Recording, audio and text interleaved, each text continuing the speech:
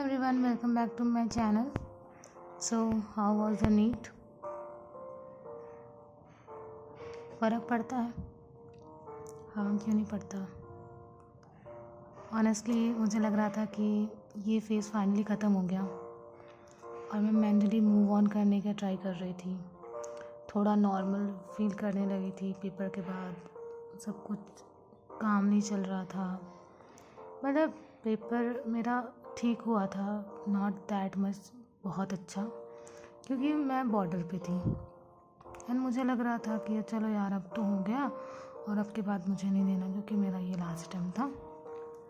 And then 2-3 days जा रहे थे एंड पेरेंट्स वॉज लाइक कि मतलब मैंने चेक तो कर था बट मैंने उन्हें बताया नहीं।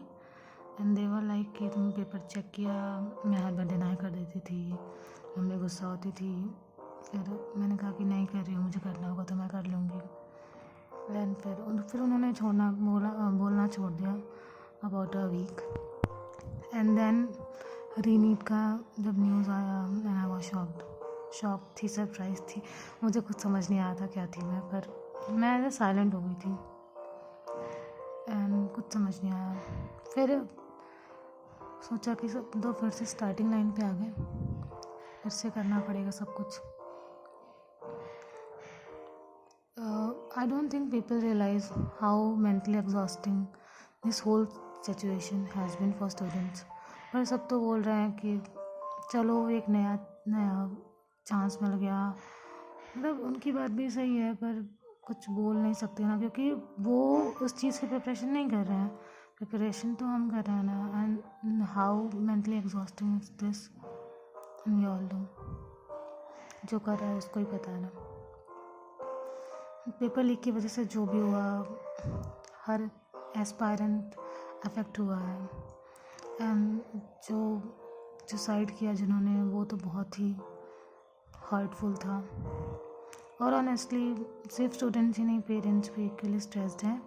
कभी कभी मम्मी पापा मोटिवेट करते हैं और बोलते हैं कि एक चांस मिला है, अच्छे से कर लो। कभी अननोइंगली प्रेशर भी फील होता जाता है, बिकॉज वो भी तो स्केयर है ना हमारी फ्यूचर से कि क्या होगा क्या नहीं होगा। क्योंकि यार पूरा साल करने के बाद एंड फिजिक पेपर, ये तो एक्सपेक्टेड नहीं था ना। पर आई नो कि हाँ, उनका इंटेंशन बुरा नहीं होता है। ऐसे ही हमारे फ्रेंड्स, मेरे तो बहुत सारे फ्रेंड्स जिनका 650 670 ऐसे आ रहा था एंड नाउ उनको फिर से स्टार्ट करना पड़ेगा। और फिर वो बोल रहे हैं कि नहीं यार, अब मैं नहीं दूँगा, मेरे में हिम्मत नहीं बची है, बस बहुत हो गया। मैंने कहा यार दे चुके हो एक बार, इतना अच्छा स्कोर आ रहा है तो एक बार और दे लो, क्या दिक्कत है, कर सकते हो। अगर इतना किया है तो अब एक लास्ट स्टेप और एक लास्ट मंथ के लिए मत पीछे हटो ना फिर। और सोशल मीडिया अगर खोलो तो हर जगह या तो प्रोडक्टिविटी या पैनिक दिख रहा है, और बीच में कभी कभी क्या ही लगता है पता नहीं, मतलब अजीब सा हो जाता है। कान शेयर, मतलब मैं खुद समझ नहीं पाती क्या हो जाता है। क्योंकि यार जिस दिन से रीनेट की न्यूज़ आई उस दिन से सब पढ़ रहे हैं एंड पता नहीं मेरा क्या, मतलब मैं तो उस दिन से बुक तक नहीं खोली है। हाँ, कल रात को मैंने थोड़ा सा पढ़ा था, पर पता नहीं क्या हो रहा है। और इसीलिए मैंने सोचा कि मैं शायद अपनी कंसिस्टेंसी और चीज़ों को सही कर पाऊँ, इसलिए मैंने यूट्यूब चैनल का स्टार्ट करने का सोचा। और ऑनेस्टली यार, मतलब नीट के बाद मैंने फोकस कर दिया था अपना शिफ्ट स्किल्स पे। जैसे मैंने सोचा कि अब तो नीट होगा नहीं, तो मतलब नीट तो हो गया जो भी होना था। तो और मैं बॉर्डर लाइन पे थी, तो मैंने कहा कि यार पता नहीं क्या होगा। तो मैंने सीरियसली बीएससी के लिए, मतलब एमएससी के लिए स्टार्ट कर दिया था अपना। और मैं उस करियर पाथ में थिंक करने लगी थी। और मेरा बीएससी का लास्ट ईयर चल रहा है, लास्ट सेमेस्टर। और अभी तो मेरे एग्ज़ाम्स हैं 18 मई से 9 जून तक, तो मुझे वो भी मैनेज करना पड़ेगा। और सब कुछ अभी बहुत ज़्यादा मिक्स्ड हो गया है। कॉलेज, एग्ज़ाम, करियर का कन्फ्यूजन चल रहा है, प्रेशर है, एक्सपेक्टेशन है, फिर अगेन नीट है। क्या कर सकते हैं, सब कुछ। वो मैंने सुना है कि मतलब सुबह होने से पहले बहुत ज़्यादा अंधेरा होता है, शायद ऐसा ही कुछ हो, let's see. And I want like ये कुछ दिन से ऐसे ही जब मैं बुक खोल कर भी बैठती हूँ ना तो मुझे फोकस नहीं होता है, मोटिवेशन तो पूरा जा चुका है।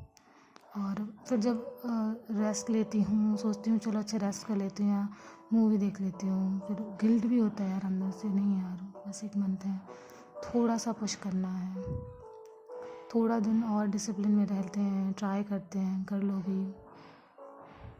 तो सोचती हूँ, इसीलिए फिर बहुत ज़्यादा ओवर थिंकिंग होती है, इसीलिए मैंने सोचा कि रीस्टार्ट करते हैं स्लोली एंड ऑनेस्टली। सो मैं ये चैनल स्टार्ट कर रही हूँ नॉट बिकॉज मैं परफेक्ट हूँ या टॉपर हूँ, और मैं हूँ भी नहीं, मतलब हुआ करती थी किसी सारे टाइम पे, पर अब नहीं, अब तो डाउनफॉल हो गया पूरा मेरा।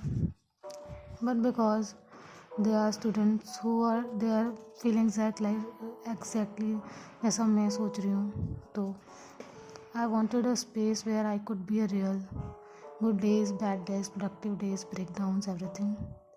So this video is basically my honest need 2026 overview and my next 30 days comeback plan. I know my mistakes these times, inconsistency, overthinking, lack of revision, doubting myself and too much. But restart के बाद हम strongly शायद सब कुछ handle कर पाएँ.